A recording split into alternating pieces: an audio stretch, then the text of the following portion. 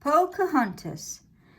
At a busy London dock, settlers seeking freedom and riches prepared to board a ship that would take them to a new land. While others bid their family a teary farewell, John Smith stood alone on deck, eager for his next adventure. Then John Ratcliffe, the greedy governor of the new settlement, strode on board.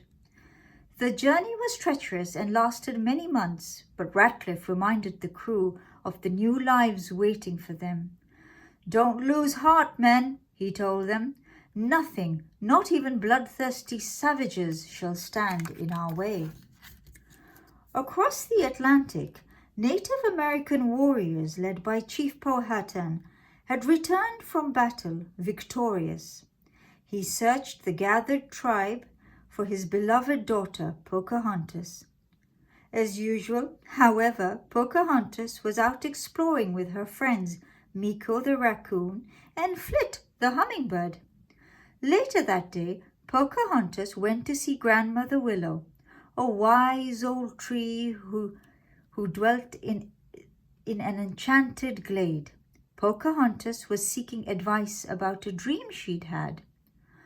"I am running through the woods when I see an arrow. It spins faster and faster until suddenly it stops," she described.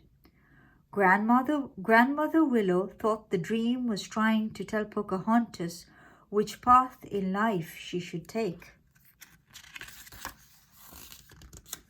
Suddenly Pocahontas felt a breeze, so she climbed high into Grandmother Willow's branches, trying to hear what the wind might be telling her. Looking out over the treetops, she saw white clouds billowing in the distance. She had never seen such strange clouds until she realized it was a ship. Pocahontas watched the ship come in, and even before the anchor had dropped, Smith leapt ashore. He climbed a tree to view the magnificent new land, as Pocahontas watched him curiously from afar. But he sensed a presence close to the waterfall, and he turned round to see Pocahontas. They gazed at each other for a moment before she darted away. At the village, Chief Powhatan wanted to know what the ship's arrival might mean. The medicine man threw a handful of powder into the fire and smoke arose from the flames, revealing warriors whose weapons shot fire and thunder. Disturbed, the chief sent men to observe the newcomers. "Let's hope they don't intend to stay," he told his tribe. However, a few hours later, one of the warriors returned to the village, having been shot in the leg by the intruders. Chief Powhatan was enraged. "We must defend ourselves," he declared. "Gather warriors from every village. These men are dangerous."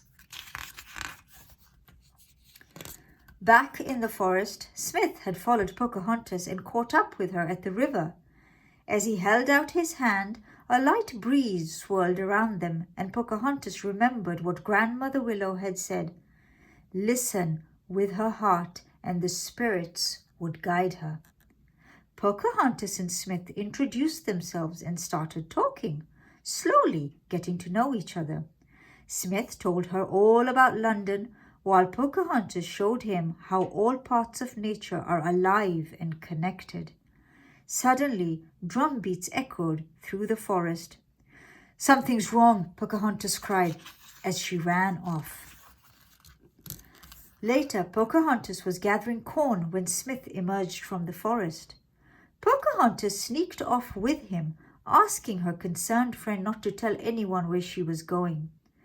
Pocahontas and Smith sat together in the enchanted glade, and when Smith told Pocahontas about the settlers' search for gold, she told him she had never seen any. Smith realized his men would never find what they were looking for. Just then, Grandmother Willow revealed her face in the old tree. This startled Smith, but the enchanted tree quickly reassured him. "My bark is worse than my bite," she joked. Soon they were speaking like old friends. Pocahontas was pleased. When she returned home, Pocahontas was alarmed to find warriors from many villages assembled, ready for battle. She begged her father to talk rather than fight, but he was certain the intruders did not want to talk. "But if one of them did want to talk, would you listen to him? Wouldn't you?" she asked. "Of course, but it is not that simple," he replied. Meanwhile, Smith arrived back at the settlement to find Ratcliffe preparing for war. "We will eliminate these savages, then their gold will be ours," he said. Smith tried to explain the Native Americans were friendly and had no gold, but Ratcliffe wouldn't listen. That night, Pocahontas met Smith in the enchanted glades and asked him to speak with her father. "You see," Smith said sadly, "when two sides want to fight, nothing can stop them." Suddenly, Grandmother Willow dipped a branch into the water. "The ripples," said Pocahontas. "So small at first, then look how they grow," said the tree. Smith understood and agreed to meet the chief. Pocahontas and Smith embraced. As they kissed, a warrior from Pocahontas's village attacked Smith with a dagger. At the same time, Smith's friend Thomas appeared in the glade and shot the warrior. Other members of the tribe soon caught up and dragged Smith away, thinking he had shot their friend. Thomas stayed hidden until it was safe to go back and tell Ratcliffe what had happened. Smith was condemned by the tribe and tied up. Horrified, Pocahontas protested, but the chief told his daughter she had shamed him. Pocahontas went into the hut where Smith was imprisoned and told him it would have been better if they'd never met. "I'd rather die tomorrow than live 100 years without knowing you," he told her. Filled with despair, Pocahontas sat with Grandmother Willow as Meeko handed her Smith's compass. The arrow was spinning. She knew it was a sign from her dream, but when the arrow stopped, it was pointing towards the morning light. "It's not too late, child. Let the spirits of the earth guide you," the enchanted tree advised.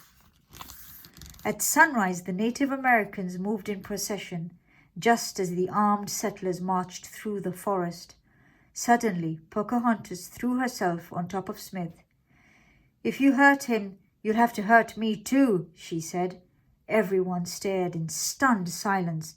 "Look around you," she continued. "This is where the path of hatred has brought us. This is the path I choose, Father. What will be yours?"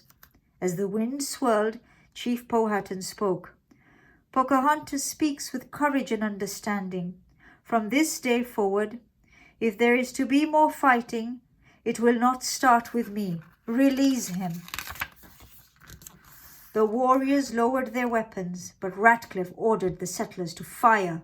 Thankfully, the settlers saw how Ratcliffe had acted out of greed, but when they lowered their weapons, the enraged governor grabbed a gun and fired. Smith jumped in front of Chief Powhatan, and the bullet meant for the chief hit him instead. His own men dragged Ratcliffe back to the ship in disgrace. The tribe took care of Smith, but Pocahontas knew he needed to return home to survive. "You are always welcome among our people," Chief Powhatan told Smith softly. Smith asked Pocahontas to go with him, and her father told her to choose her own path. But Pocahontas knew her people needed her. She chose to stay. "No matter what happens, I'll always be with you forever," she said. Pocahontas watched from the top of a cliff as the ship set sail. When she waved farewell, she felt the wind swirl around her, the same wind carrying Smith away, the same wind that embraced them both. The end.